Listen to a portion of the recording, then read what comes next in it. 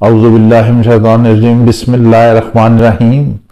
आज इस वक्त जो मुल्क की अहम तरीन खबरें हैं, जो सियासी उछल कूद मुल्क में मची हुई है, उसके बारे में हम आपको आगाह करेंगे कि हुकूमत भी अब सरगर्म हो गई है।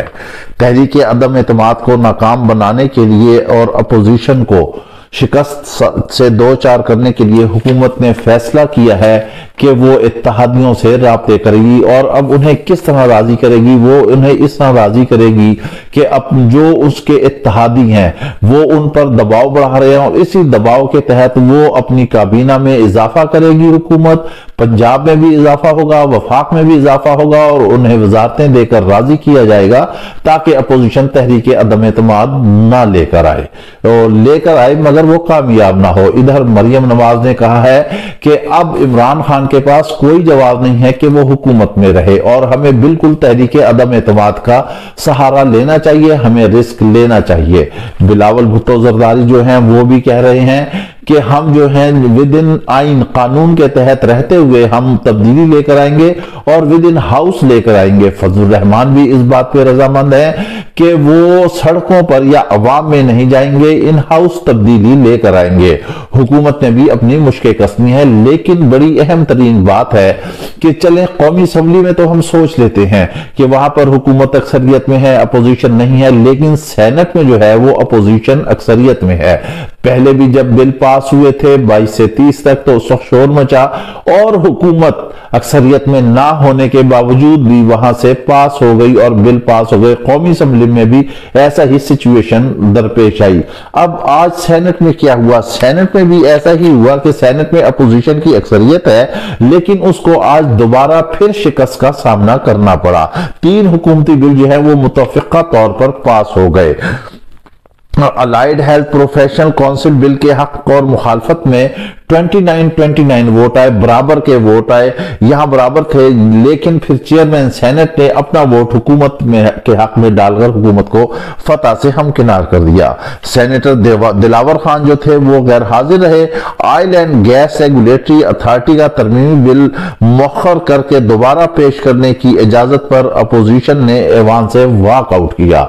मजे की बात यह है कि अपोजिशन वॉकआउट कर गई, इसको कोई नहीं मनाकर लेकर आया और बिल भी पास हो गए हैं। यहां से अब हुकूमत ने एक और अहम तरीन फैसला किया है, वो एक और चाल चलने जा रही है जो कि पीछे पनामा केस में भी चली थी।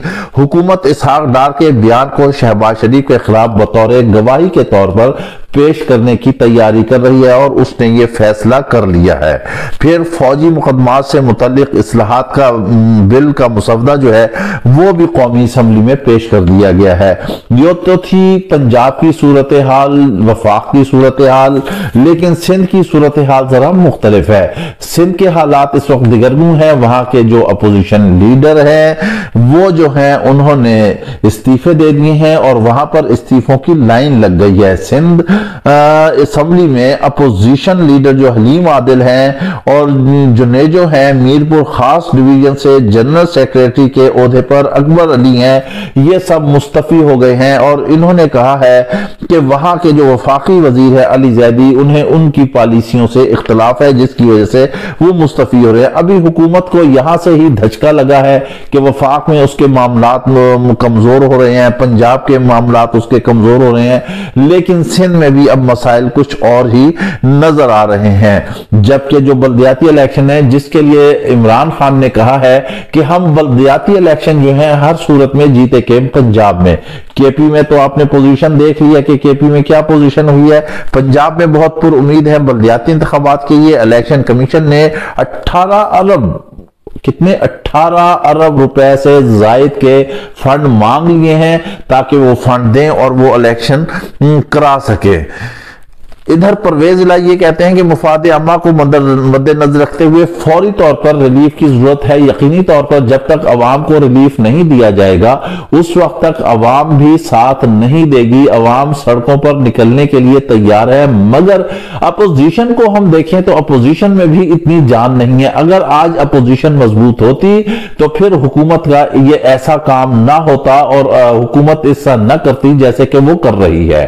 इमरान खान खुद ही अपने पैरों पर कुल्हाड़ी मारते हैं और जो जो जिस शाख पे बैठा है उस शाख को ही काटने में जो है वो मसरूफ रहता है। इमरान खान के अच्छे काम हो या बुरे काम हो, इमरान खान कहते हैं कि अवाम को बताया जाए, लेकिन शायद यहाँ कप्तान की टीम की सिलेक्शन जो है वो गलत हो गई है। उनकी टीम इस काबिल नहीं है कि वो हुकूमत की कारकर्दगी के बारे में अवाम को अच्छी तरह आगाह कर सके। यही उनकी सबसे बड़ी नाकामी है। महंगाई पे महंगाई हो रही है, पेट्रोल महंगा हो रहा है, बिजली महंगी हो रही है, गैस महंगी हो रही है, अवाम का जीना दूभर हो रहा है, बेरोजगारी का जोर जोर है, कहीं पर छतें नहीं प्रोवाइड हो रही हैं, कहीं पे कुछ भी नहीं हो रहा है। एक से एक नया इशू जो है वो चलता रहता है। अभी आप देख लें कि इस्लामाबाद से एक सहाफी को गिरफ्तार किया गया, उसके हवाले से बहुत सारी चेमें गोइयां हो रही हैं, बहुत सारी मुख्तलिफ खबरें आ रही हैं। बहरहाल ये कोई जाती लड़ाई है या सहाफती लड़ाई है या कुछ और मामलात है, ये तो वक्त के साथ ही बताएगा और अदालतें ही इसका फैसला करेंगी। लेकिन हमारे ख्याल में इस मौके पर ऐसे इक़दाम जो हैं वो इमरान खान के लिए नुकसानदेह हैं। एक तरफ उनका मिनिस्टर जो है वो प्रेस कॉन्फ्रेंस कर रहा है, दूसरी तरफ जो सहाफी गिरफ्तार है उसके साथ मामलात हैं, जितनी यूजेज हैं वो सड़कों पर आ रही हैं। सहाफत जो है रियासत का चौथा सतून है, इसके साथ मुठभेड़ कभी भी किसी हुकूमत के हक में अच्छी साबित नहीं हुई है। इमरान खान को खुद सोचना होगा, देखना होगा क्या उन्हें गाइडलाइन जो देने वाले हैं, जो उनके मुशीर हैं, जो उनके दाएं बाएं बैठे हुए हैं, वो उन्हें कहीं गलत तरीके ही से तो नहीं अंधेरे की तरफ धकेल रहे हैं। और ये क्या होने जा रहा है, आज तकरीबन अब इलेक्शन में सिर्फ साल सवा साल रह गया है, मगर अभी भी हुकूमत कहती है कि हमें मौका मिले। जो 3-3.5 साल में कुछ नहीं कर सके तो वो आने वाले वक्त में भी क्या करेंगे। हिकमत अमली अपोजिशन भी तय कर रही है, हिकमत अमली जो है वो हुकूमत भी तय कर रही है, दोनों मैदान में उतरे हुए हैं। लेकिन अपोजिशन की कमजोरी की वजह से जो है हुकूमत आगे बढ़ती चली जा रही है, मनमानी करती जा रही है। आप देख लें ऐवान बाला में अक्सरियत होने के बावजूद जो है अपोजिशन जो है वो शिकस्त से दो चार होती है। जी हां, इसके साथ ही आप हमें इजाजत दीजिए, अपना ख्याल रखिएगा और अगर अभी तक आपने अब्लाग टीवी को सब्सक्राइब नहीं किया तो प्लीज इसे सब्सक्राइब कीजिए। इजाजत दीजिए, अपना ख्याल रखिएगा। अल्लाह हाफिज।